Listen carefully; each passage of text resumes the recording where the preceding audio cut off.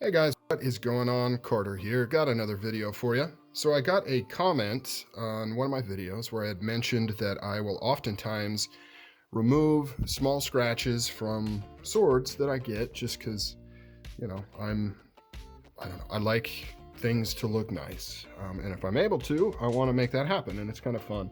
And I mentioned that I use Scotch-Brite pads. So I've got a new blade in from Ryan Sword here. It's got a couple of minor scratches on it, nothing too bad. It's the perfect kind of thing to kind of attempt to clean up on your own if you're so inclined.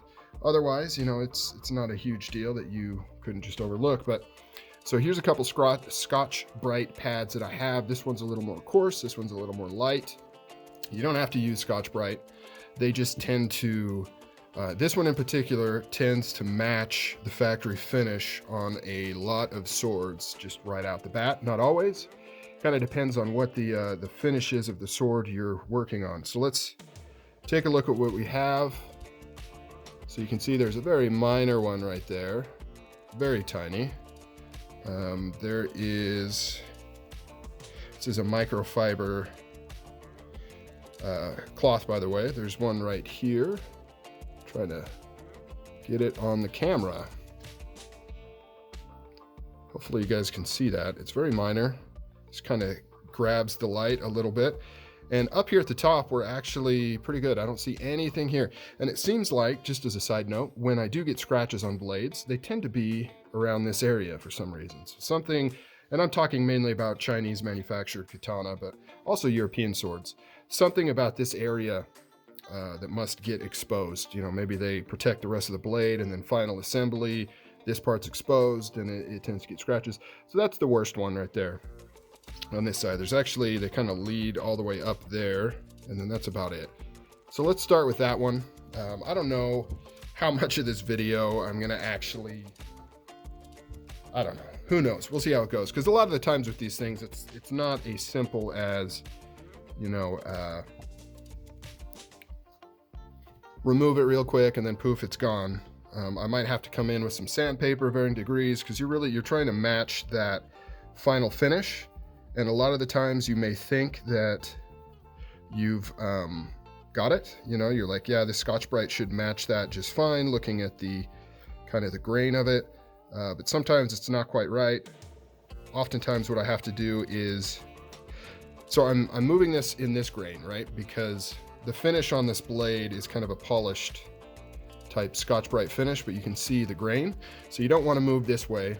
You don't want to move in circles, not when you're doing just cleanup work like this. You just want to keep it straight so that it matches. Nice, even pressure, not too hard. And you just want to see kind of what you're working at. So you can see it's starting to disappear already. And I can also tell that it does have a little bit more polish to the finish than just straight Scotch-Brite. So after I'm done here, I'm just going to take a little bit of Mother's Mag, rub it down, and then that should make it pretty seamless. And of course, it's up to you how anal you want to be about this, because I could call this good, where it's, it's mostly gone. You can still see there's the deeper scratches are still there. I could continue seeing if this level of Scotch-Brite will eventually take care of it, or I could move to a higher grit and then move down to this one. It's really kind of a individual type thing, depending on what you're working on and how bad the scratch is and how badly you want it to blend, how big of a deal it is to you. But at the end of the day, the main point here is there's no finish on here that you can't replicate with home stuff. It's just, you got to be patient, and you've got to take it slow, and experience helps as well. But there's nothing, aside from maybe like a full-on huge gouge or something, there's nothing you can't take care of if you want to. Even deeper scratches, you just have to start with a higher grit, sand it down, keep it consistent, and then just move up to Scotch-Brite polish, things like that, and you can take those out. So this one here, let's get that back in focus, is one of those tricky ones because it's not that noticeable. You have to really look at it. However, the scratches are fairly deep.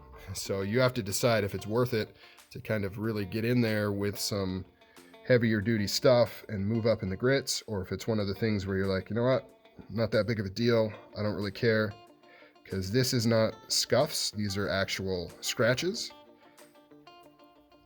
However, they're pretty limited in terms of how much they cover. So back on this side, you can see that for all intents and purposes, it's gone. Like I said, you can, if you really look at it, you're like, oh, yep, there's still a few of the deeper scratches there. So like I said, you just come in with something a little heavier, or just spend more time with this, put on some music. I kind of enjoy it. Like I said, it's not a big deal. It's not like it affects the sword in any way. And when you use a sword, you're going to get scratches anyways, but it's kind of a little side hobby with it that I kind of enjoy.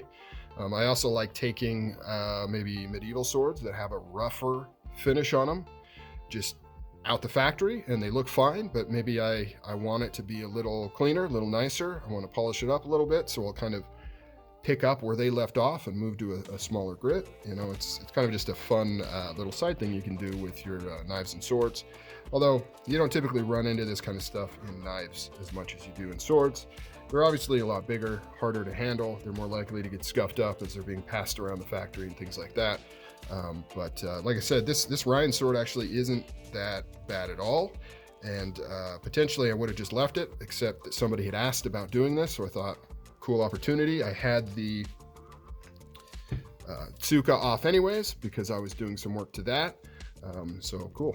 I figured I'd do a video. All right, guys, if you stayed on this long, thank you. Appreciate your help. Like and subscribe if you would like to. It helps me out. See you guys later.